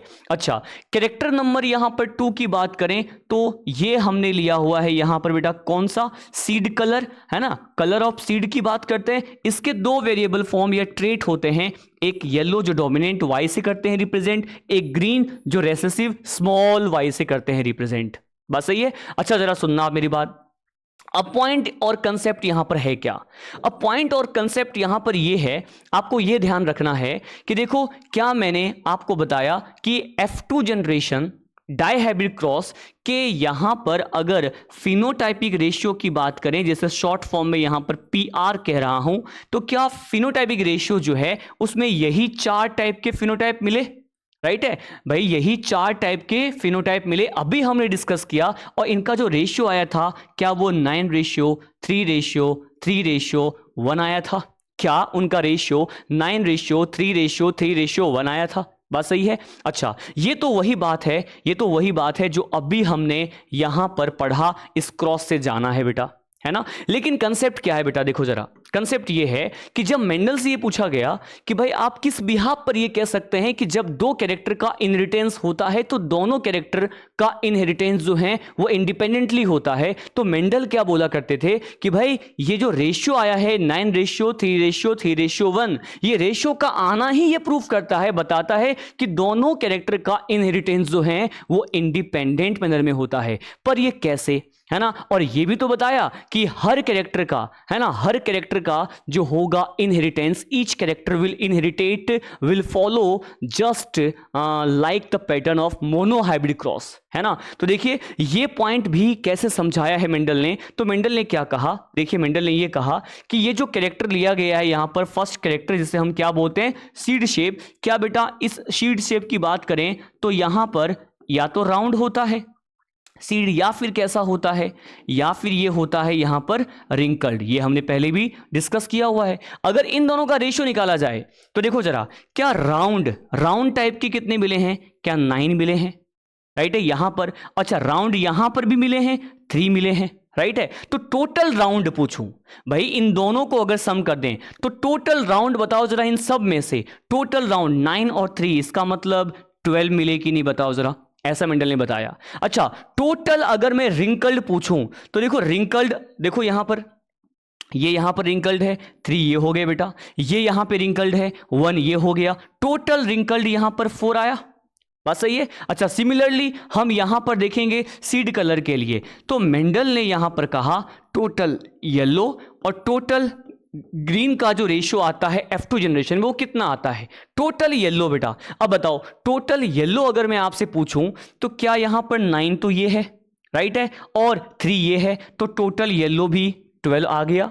अगर टोटल ग्रीन पूछा जाए तो देखिए ग्रीन 3 यहां पर है और 1 यहां पर है, टोटल ग्रीन कितना आ गया, 4 आ गया। तो देखो अगर मैं इसको और आगे फर्दर सिंप्लीफाई करके बताऊं तो क्या मैं इसी 12:4 को मैं यहां पर क्या 3:1 भी लिख सकता हूं, क्या मैं 3:1 लिख सकता हूं, और इसी 12:4 को यहां पर भी क्या मैं 3:1 लिख सकता हूं। तो जरा आप ध्यान से देखिए, यहां पर ध्यान से देखो, क्या इस कैरेक्टर का भी जो रेशियो मिला है 3:1 है, क्या इस कैरेक्टर का भी जो फिनोटाइपिक रेशियो मिला है 3:1 है। तो इसका मतलब यह है कि ये कैरेक्टर भी, तो बताओ क्या ये रेशियो हमें कहां पे देखने को मिला था, याद कीजिए प्रीवियस लेक्चर, क्या मैंने बताया था ये रेशियो देखने को मिला था मोनोहाइब्रिड क्रॉस में।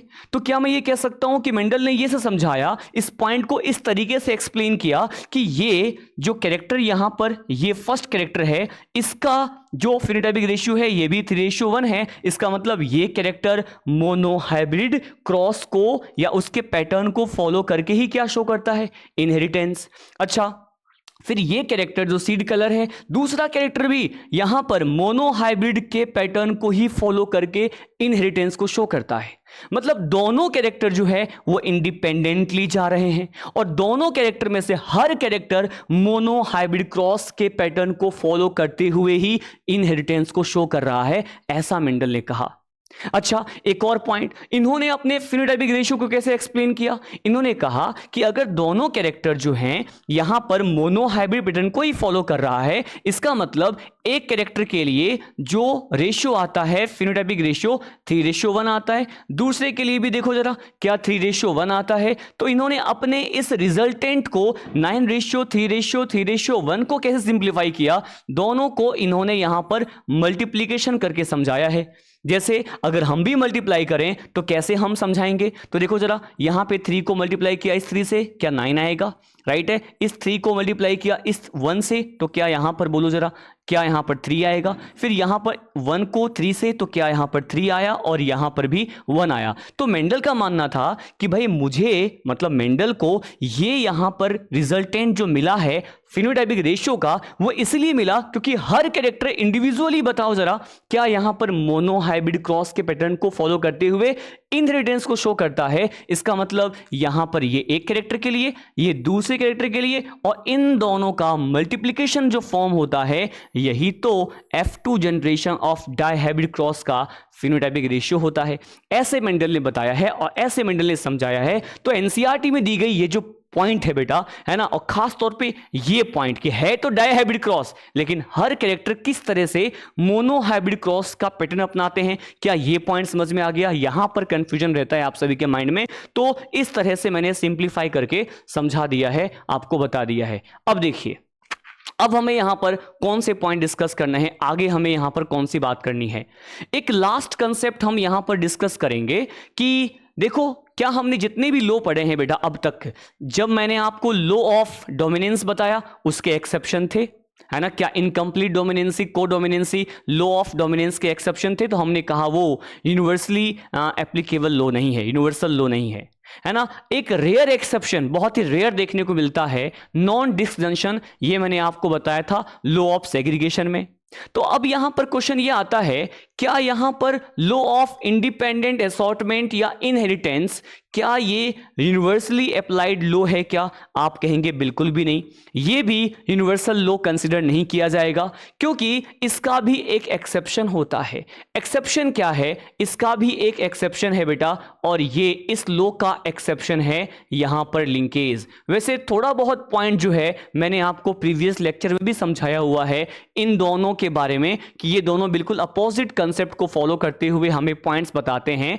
तो लो ऑफ इंडिपेंडेंट असॉर्टमेंट का एक्सेप्शन क्या होता है? लिंकेज होता है। जब इस लो का एक्सेप्शन लिंकेज है, तो क्या मैं ये कह दूं कि भाई ये जो लो है ना, वो यूनिवर्सल तो नहीं है, यूनिवर्सली एप्लीकेबल लो नहीं है, क्योंकि उसका एक्सेप्शन यहां पे लिंकेज होता है। अब कैसे है लिंकेज? तो एनसीईआरटी के क्या ये दो पॉइंट को समझा दूं? क्या एनसीईआरटी में दिए गए दोनों स्टेटमेंट को हमें समझना होगा? हालांकि कुछ पॉइंट मैंने आपको प्रीवियस लेक्चर में भी समझा रखा है।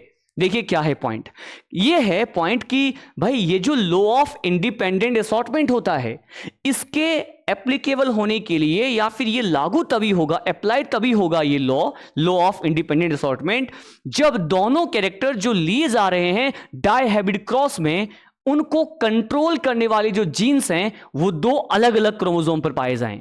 अगर दोनों अलग अलग क्रोमोसोम पर प्रेजेंट हैं, दोनों कैरेक्टर को डेवलप करने वाले जो जीन्स यहां पर, जो दोनों कैरेक्टर डाइहाइब्रिड क्रॉस में यूज में लिए गए हैं, अगर दोनों कैरेक्टर को कंट्रोल या डेवलप करने वाले जीन्स अलग अलग क्रोमोसोम पर हैं, तब तो उस कंडीशन में इंडिपेंडेंट असॉर्टमेंट का लॉ एप्लीकेबल होगा। लेकिन अगर सिमिलरली मैं एक पॉइंट और आपको बोलूं कि अगर मान लीजिए दोनों, है ना, ऑन द अदर हैंड अगर हम ये कहें कि अगर दोनों कैरेक्टर को कंट्रोल करने वाले जो जीन्स हैं वो सेम क्रोमोसोम, एक ही क्रोमोसोम पे पाए जा रहे हैं, तब लॉ ऑफ इंडिपेंडेंट असॉर्टमेंट नहीं लगेगा। उस कंडीशन में वो जीन जो सेम क्रोमोसोम पर पाए जा रहे हैं वो लिंक्ड जीन कहलाएंगे, और उनका इनहेरिटेंस भी एक साथ साथ होगा नेक्स्ट जनरेशन में। इसका मतलब वहां पे लिंकेज लगेगा। मतलब इंडिपेंडेंट असॉर्टमेंट का कंडीशन ये हो गया कि जो जीन्स हैं, है ना, दोनों कैरेक्टर को कंट्रोल करने वाले जीन्स अलग अलग क्रोमोसोम पे होना चाहिए तो ही लगेगा। राइट है। लेकिन लिंकेज तब लग जाएगा जब जीन्स जो हैं, दोनों कैरेक्टर के जो जीन्स हैं वो सेम क्रोमोसोम पे हों। तो यही पॉइंट हमारे एनसीईआरटी में बोला गया है कि law of independent assortment is applicable when genes for both characters, two characters are located on the different chromosome, दोनों अलग अलग क्रोमोसोम पे मिलने चाहिए। बट अगर कंडीशन ऐसा है कि but if genes are located on the same chromosome, तो उसे क्या कंसिडर किया जाएगा? Will considered as a linked gene and will inherited togetherly. दोनों एक साथ साथ लिंक्ड हैं, यहां पर एक साथ साथ पाए जा रहे हैं, तो दोनों का इनहेरिटेंस भी एक साथ साथ होगा। क्या मैं इसीलिए कह सकता हूं सो द एक्सेप्शन है ना, वो जो कंसिडर किया जाएगा, ये एक्सेप्शन है कौन सा? लिंकेज है। अच्छा, ये बात तो समझा दिया भाई, थ्योरली समझ में आ रहा है। लेकिन इस बात को अगर एक कंसेप्ट में समझा दिया जाए, एक कंसेप्ट में समझा दिया जाए, तो देखो जरा, मैं इसी कंसेप्ट को यहां पर दोनों कंडीशन को, मतलब इंडिपेंडेंट लॉ कब लगेगा और कब नहीं लगेगा, कब लिंकेज लगेगा कब लिंकेज नहीं लगेगा, इस पॉइंट को लास्ट कंसेप्ट में, लास्ट नोट पॉइंट पे समझाने वाला हूं। देखिए क्या है, देखो सुनो, यहां पे दो कंडीशन बताता हूं। एक मैंने यहां पर केस फर्स्ट लिखा बेटा, बात सही है, और एक मैंने यहां पर केस फर्स्ट लिखा और एक मैंने यहां पर लिखा केस सेकेंड, बात सही है। अच्छा, केस फर्स्ट क्या है? देखो जरा, केस फर्स्ट है कि अगर दोनों जीन अलग अलग क्रोमोसोम पे प्रेजेंट है, राइट है। केस फर्स्ट है कि if both genes are present, both genes are present on, if both genes are present on different chromosome, right? अगर ये दोनों के दोनों जो जीन हैं वो डिफरेंट क्रोमोसोम पर प्रेजेंट है, ये तो मैंने आपको बता दिया भाई, ये केस नंबर 1 है बेटा, बस सही है। अच्छा, इसके जस्ट अपोजिट हम यहां पे केस सेकंड डिस्कस कर रहे हैं। केस फर्स्ट में कहा कि दोनों gene, both gene are present, both genes are present, है ना, ऑन डिफरेंट क्रोमोसोम। यहां पर है कि बोथ जीन्स, अगर ऐसा हो, if both genes are present on same chromosome, अगर ये सेम क्रोमोसोम पे प्रेजेंट हो, राइट है, अगर ये सेम क्रोमोसोम पे प्रेजेंट हो तो क्या होगा? सिंपली ये तो हमें यहां पर पॉइंट पहले से ही पता है कि भाई इस केस में क्या लगेगा और क्या नहीं लगेगा, पहले तो ये देख लेते हैं। तो इस केस में बताओ क्या लॉ ऑफ इंडिपेंडेंट असॉर्टमेंट लगेगा? इंडिपेंडेंट असॉर्टमेंट के लॉ के लिए कंडीशन ही यही है ना। लेकिन क्या इंडिपेंडेंट असॉर्टमेंट लगेगा? लेकिन अगर मैं आपसे पूछूं क्या केस नंबर फर्स्ट में क्या लिंकेज लगेगा? बिल्कुल भी नहीं, लिंकेज लगेगा ही नहीं। अच्छा, अगर हम यहां पे केस नंबर सेकेंड की बात करें, जब दोनों जीन सेम क्रोमोसोम पर हैं, तो मैं ये कहूंगा कि यहां पर तो कौन सा कंसेप्ट लगेगा? लिंकेज लगेगा। पर यहां पर कौन सा कंसेप्ट नहीं लगेगा? शॉर्ट फॉर्म बता रहा हूं, इंडिपेंडेंट असॉर्टमेंट का कंसेप्ट नहीं लगेगा। कैसे? इसको हम यहां पर एक डायग्राम और क्रोमोसोमल लेवल पे बात करके समझते हैं। क्रोमोसोमल लेवल पे, अगर क्रोमोसोम लेवल पे ये बात समझाई जाए तो बेहतरीन तरीके से आप समझ पाएंगे। देखिए क्या है पॉइंट यहां पर ये है, सपोज मैंने कहा ये कोई यहां पर पेरेंटल सेल है, ये कोई पेरेंटल सेल है। सिमिलरली यहां पर भी बनाते हैं, ये कोई यहां पर पेरेंटल सेल है ना। अच्छा, और इस पेरेंटल सेल में क्या कंडीशन यहां पर देखने को मिल रही है कि सपोज यहां पर ये क्रोमोसोम है, राइट है, और ये क्रोमोसोम है, बस सही है। अच्छा, ये जो क्रोमोसोम है स्टार्टिंग में जो मैंने आपको बताया है, सपोज बेटा ये जो क्रोमोसोम मैंने आपको बताया है, ये यहां पर एक्चुअल में क्रोमोसोम नंबर 7 मान लो बेटा, ये यहां पे क्रोमोसोम नंबर 7 है, और ये मान लो यहां पर ये है क्रोमोसोम नंबर 1, राइट है। अच्छा, ये क्रोमोसोम नंबर अगर 7 है तो इस पे पाए जाने वाले जीन को मैं ऐसे रिप्रेजेंट कर रहा हूं कि ये कैपिटल आर है और ये स्मॉल आर है, राइट, और ये कैपिटल वाई है और ये यहां पर स्मॉल वाई है। देखो जरा, क्या यहां पर दोनों जीन, मतलब आर और वाई जीन, दोनों जीन क्या अलग अलग क्रोमोसोम पे पाए जा रहे हैं? दोनों आर और वाई जीन क्या अलग अलग क्रोमोसोम पे पाए जा रहे हैं? एक क्रोमोसोम नंबर 7 पे पाया जा रहा है, एक क्रोमोसोम नंबर 1 पे पाया जा रहा है। क्रोमोसोम नंबर 7 वाला बेटा पॉइंट अगर आपको याद हो, क्या सीड शेप के लिए जो जीन्स हैं वो क्रोमोसोम नंबर 7 पे प्रेजेंट होते हैं पी प्लांट में, राइट है। तो यहां पर ये है बेटा, यहां पर सीड शेप का पॉइंट। अच्छा, तो ये किसका है? तो ये है यहाँ पे सीड कलर की बात कर रहे हैं। सीड कलर के जो जीन्स हैं वो क्रोमोसोम नंबर 1 पे प्रेजेंट होते हैं। दोनों जीन क्या अलग अलग क्रोमोसोम पे प्रेजेंट है? करेक्ट बात है। अच्छा देखो जरा यहाँ पर, अब अगर आप देखोगे नेक्स्ट जनरेशन में जो आने वाले कंडीशन है ऑफ स्प्रिंग प्रोजेनी के, तो उसमें हमें क्या देखने को मिलेगा? ऑब्वियस सी बात है, जब जीन अलग अलग क्रोमोसोम पे हैं तो यहां पर इंडिपेंडेंट असॉर्टमेंट ही तो देखने को मिलेगा, लिंकेज तो देखने को मिलेगा ही नहीं।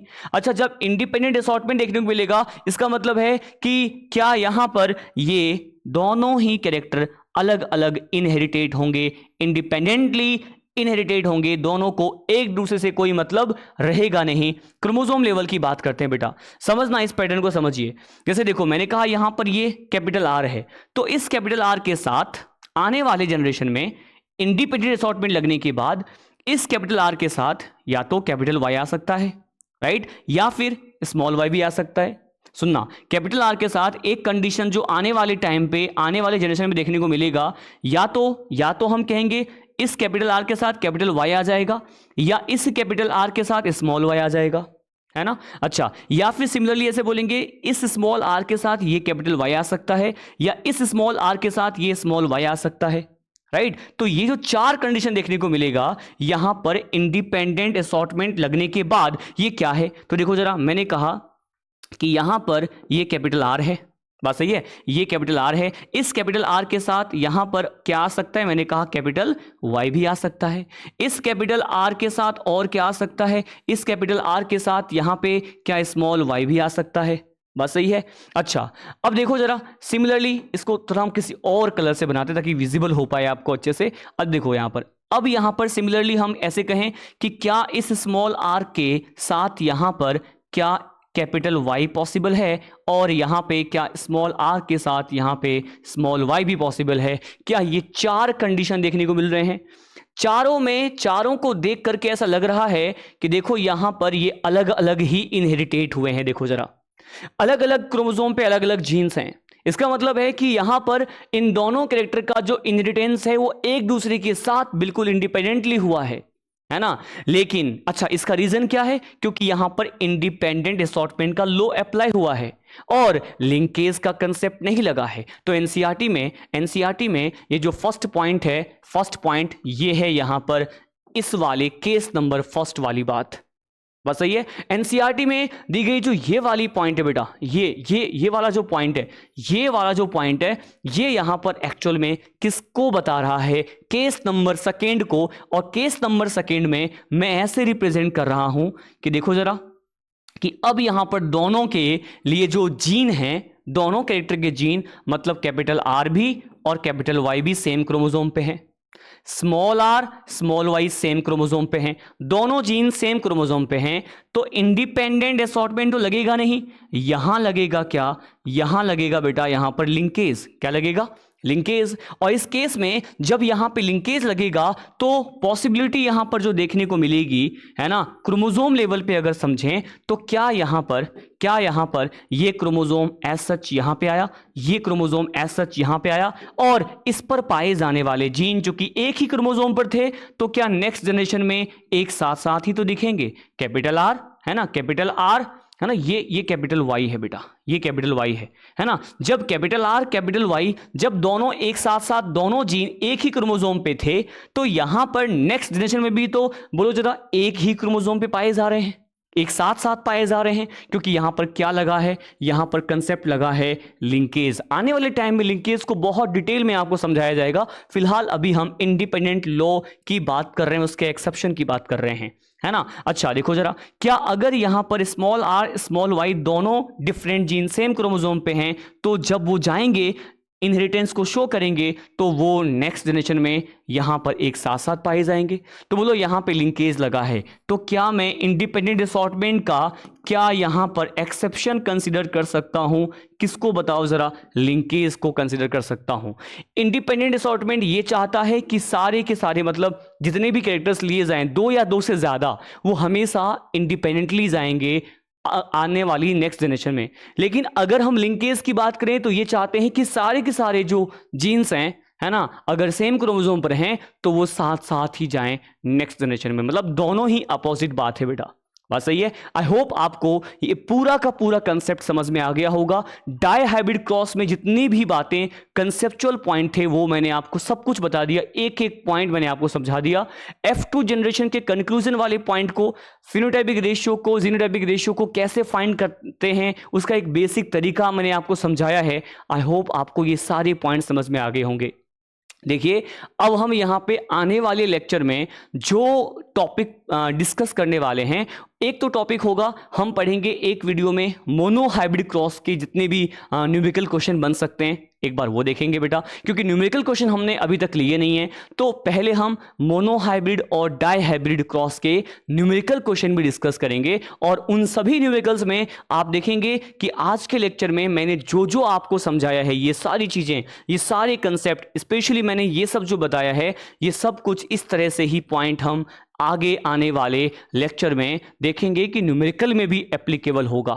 राइट है, तो मिलते हैं अगली क्लास में, नेक्स्ट लेक्चर में। आई होप आपको ये सारे पॉइंट समझ में आ गए होंगे, और next lecture will be about, है ना, all basic kinds of all possible types of numericals which are going to be based on mono hybrid cross and dihybrid cross.